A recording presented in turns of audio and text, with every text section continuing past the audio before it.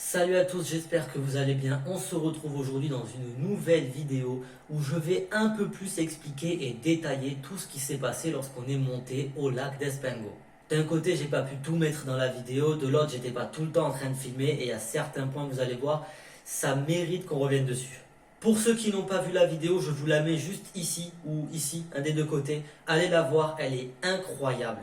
Bon, je vais essayer de tout faire dans l'ordre chronologique pour pas vous perdre. Et tout commence le 6 septembre, le jour du départ. Et ce jour-là, on doit se lever à 3 heures du matin. Sachant que 3 heures du matin, à la base, c'est l'heure à laquelle je me couche. Donc autant vous dire que ça a un peu piqué, étant donné que je n'ai dormi que 1 heure et demie. On se lève, tout se passe bien, on finit de préparer les affaires et vers 4h15, on prend la voiture pour faire 4 heures de route en comptant les pauses direction les Hautes-Garonne. Cette fois-ci, je ne me tromperai pas. Le trajet, nickel, on arrive là-bas et arrivé là-bas, il faut savoir qu'il y avait quelques affaires qui n'étaient pas encore dans les sacs. Donc on sort de la voiture, on commence à tout préparer et il restait un réchaud. Un réchaud, pour ceux qui ne savent pas, ça ressemble à peu près à ça. C'est composé en général de deux parties, le réchaud et la bonbonne de gaz. Ça rentrait pas forcément en un seul bloc. Séraphin décide de séparer la bonbonne de gaz du réchaud pour que ça rentre plus facilement.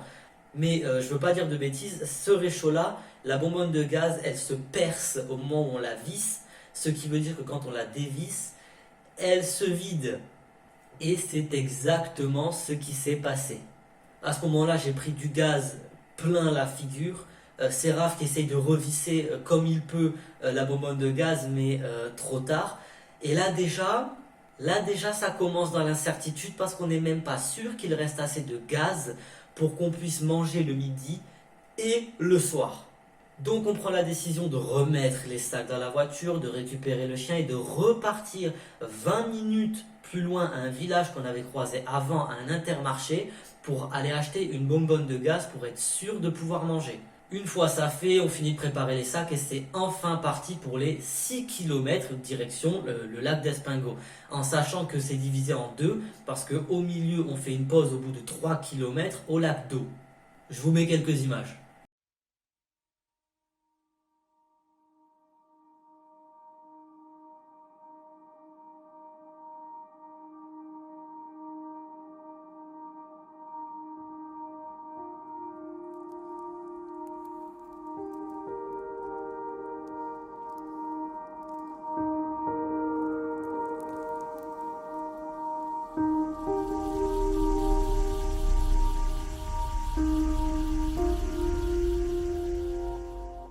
Et là, au moment de partir, je suis confiant. J'ai 10 kilos sur le dos, il y a 6 km qui m'attendent, mais je vois que Séraph il est chaud.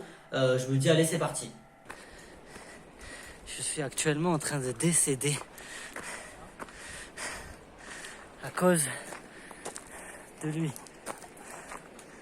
On a fait combien là? 1,2 km sur 6. Nickel. Comme vous pouvez le voir, ma confiance a très très vite chuté. À peine 1,2 km plus tard, sachant que le sentier est encore extrêmement bien praticable. Juste ça monte. Je suis mort. Voilà, je suis mort. On est déjà obligé de commencer des pauses de plus en plus régulières. Je sais, je le sens, ça va très très mal se passer. Là, le trajet continue, on arrive enfin au lac d'eau et c'est un grand soulagement parce que je me dis, bon, j'ai déjà fait la moitié du trajet, c'est plutôt pas mal. Et arrivé là-bas, donc c'est le moment où on s'arrête pour faire quelques plans de drone, quelques plans photos, etc., comme vous avez vu juste avant. Et Oreo, il a la fameuse balle rouge dans la gueule, c'est un peu son doudou, et d'un coup, il n'y a plus de balle. Voilà, il y a plus, la balle n'est plus là. Et force est de constater que dans le lac, on voit les cercles comme quand on jette un caillou et on voit les cercles qui se sont faits dans l'eau et le rapprochement est immédiat. Ce qui a provoqué les cercles dans l'eau, c'est la balle. Pendant que moi, j'essaye de gérer le chien, Séraphin décide de descendre jusqu'en bas du lac, il y a quand même plusieurs mètres, et sans que je le sache, il saute dans l'eau et il va récupérer la balle. Et cette situation se reproduira 2 fois. Les plans au drone sont faits, les photos, les vidéos, tout est bon. On récupère les affaires et là c'est parti pour les 3 derniers kilomètres qui vont nous amener jusqu'au lac d'Espingo. Mais ça va pas se passer comme prévu parce que le chemin devient de plus en plus étroit. C'est plus un sentier, c'est des rochers. Imaginez que vous êtes en train de monter 4000 marches avec 10 kilos sur le dos.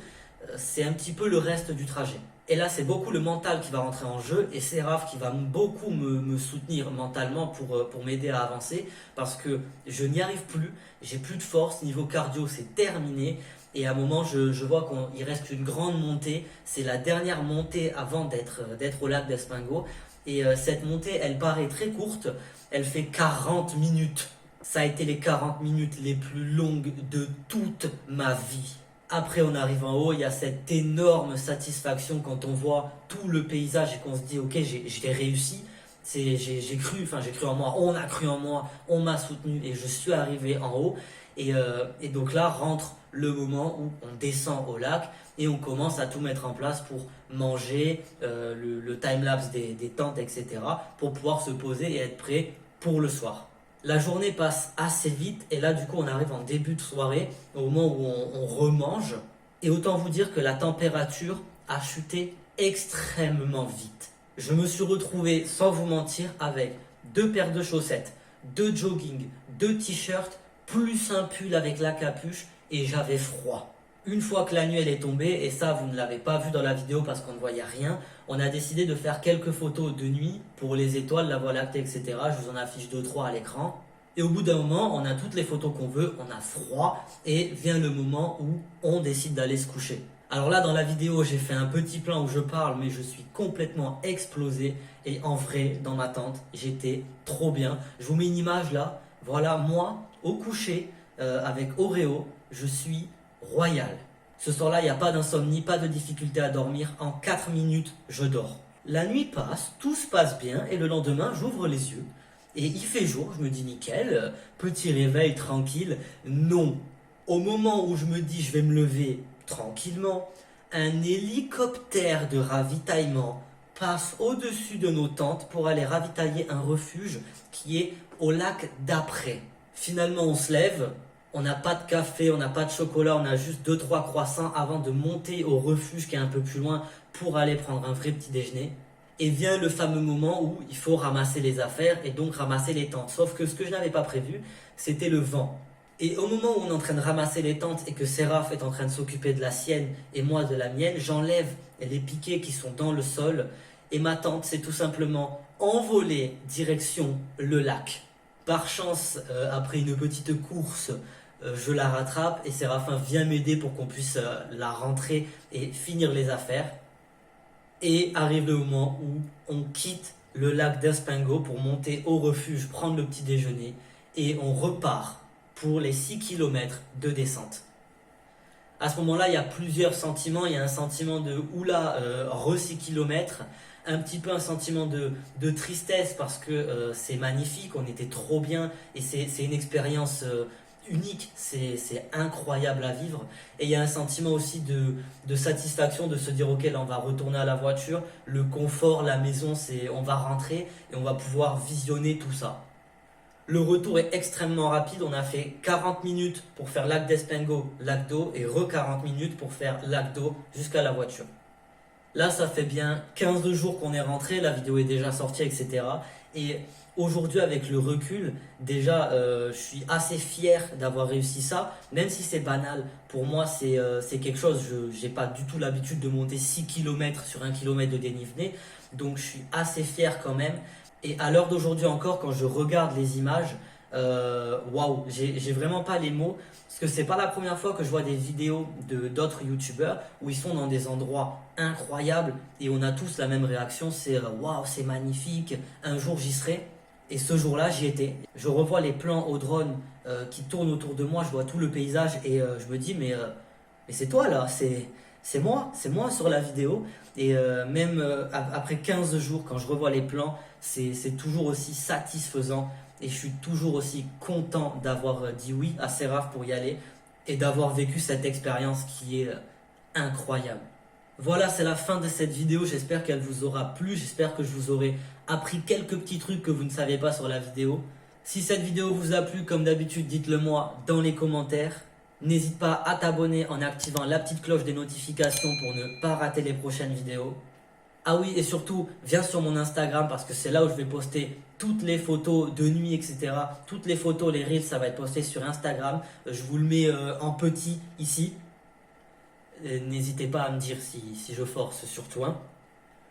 Le petit like si la vidéo elle t'a plu, ça fait extrêmement plaisir. Et moi je vous dis à très bientôt pour une prochaine expérience comme celle-là, peut-être, je ne sais pas, on verra bien. Je vous dis à la prochaine.